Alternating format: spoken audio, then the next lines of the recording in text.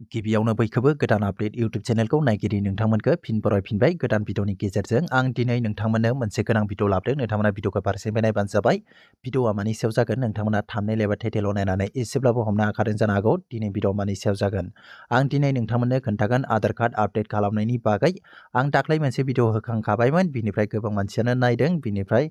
update खालामनो रोङाखै जानो हागौ दिनै आं नोंथांमोननो आधार कार्ड आपडेट खालामनो थाखाय जोंहा मा नांगौ जोंहा आधार कार्डआ बेसेबां इयार्स जानांगौ बेसेबां बैसोर जानांगौ जोंना आधार कार्डआ बेखौ आं नोंथांमोननो फारसेनिफ्राय खोन्थागोन आरो जोंहा बेयाव 50 थाखा फिस लायो मानि थाखाय लायो बबेयाव लायो आरो जोङो फ्रि मोनगोन ना मोना बेखौ आं नोंथांमोननो नैबे भिडिअनि गेजेरजों फारसेनिफ्राय खोन्थागोन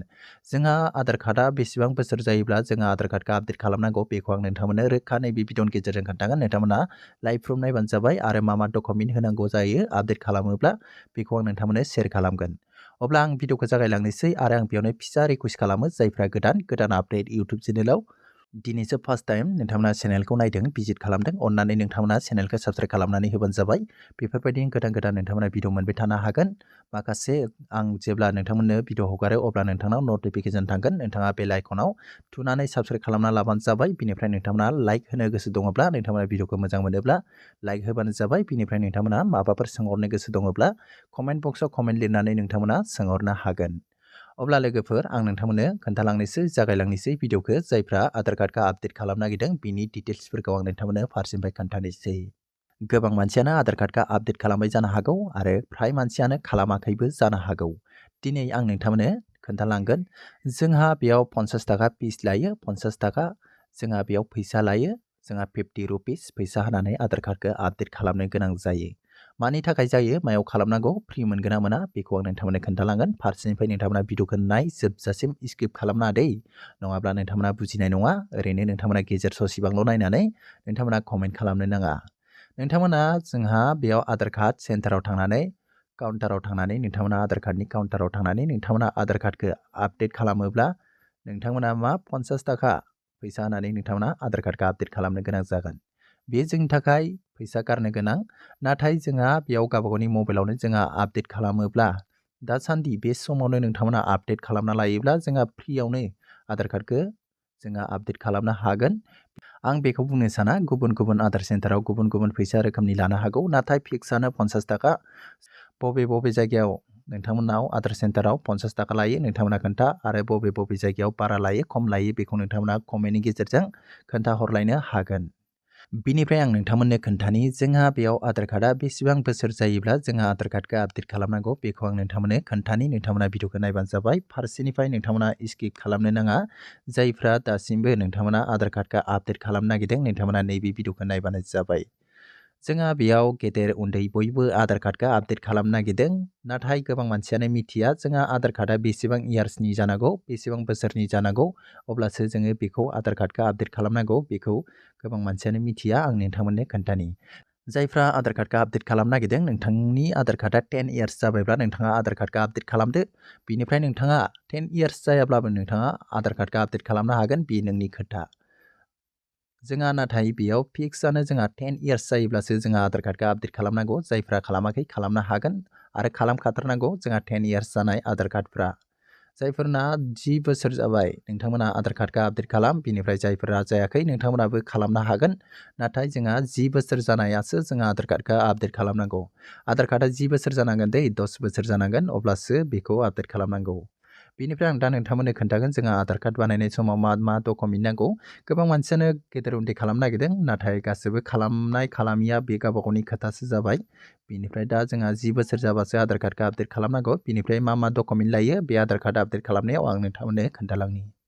बिनिफ्राय आपडेट खालामनो थाखाय आं नोंथांमोननो खोन्थानि बेयाव नायबानो जाबाय स्क्रल डाउन खालामनि आङो बेयाव नायबानो जाबाय जोंहा बेयाव लिरनाय दङ नै डकुमेन्ट आपडेट जायफ्रा नोंथांमोना आधार कार्डखौ आपडेट खालामनो गोसो बेयाव डेट होखादों नायबानो जाबाय 14 आरो 12 2023 जायफ्रा जोंहा आधार कार्डखौ आपडेट खालामनो नोंथांमोना डेटआ बेयाव नायबानो जाबाय जोंहा 14 तारिखसिम दै डिसेम्बरनि 14 तारिख लास्ट डेटआ बिनिफ्राय जायफ्रा खालामाखै नोंथांमोना खालामनो हागोन जायफ्रा दासिमबो आधार कार्डखौ आपडेट खालामाखै बिनि लास्ट डेटआ जासिगोन बेयाव नायबानो जाबाय जोंहा दिनै 8 तारिख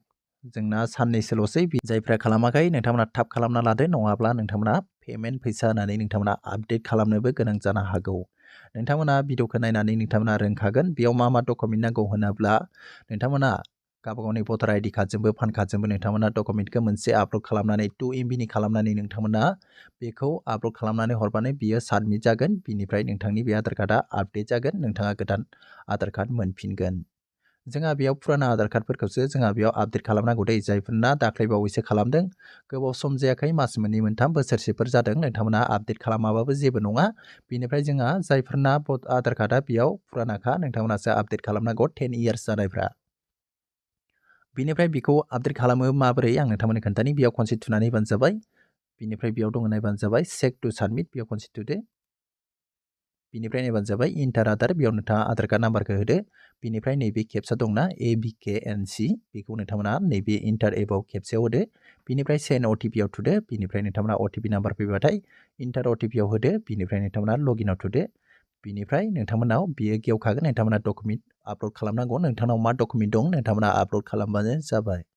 नोंथांमोना सेलेक्ट खालामनानै डकुमेन्टखौ आपल'ड खालामबानो जाबाय बिनि भिडिअखौ आं नोंथांमोननो डिसक्रिप्सनाव होगोन नोंथांमोना डिसक्रिप्सनाव नायबानो जाबाय लिंकआव थांनानै नोंथांमोना थुनानै हैबानो जाबाय अब्लानो बे भिडिअखौ नोंथांमोना नुनो मोनगोन माबोरै जोङो आपडेट खालामो आं नोंथांमोननो सिगाङावनो होखाबाय बिनिफ्राय बिनि लास्ट डेटआ 14 तारिखसिमल'सै डिसेम्बर 14 तारिख दा डिसेम्बर हाबगासिनो दङ दिनै 8 तारिख जाबायानो